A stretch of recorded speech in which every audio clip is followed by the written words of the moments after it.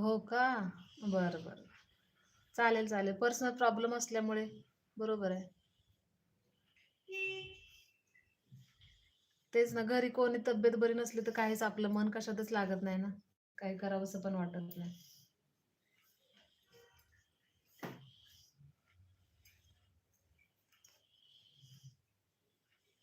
चालेल, तुम्हाला जेव्हा वेळ भेटेल तेव्हा करा, नक्की करा.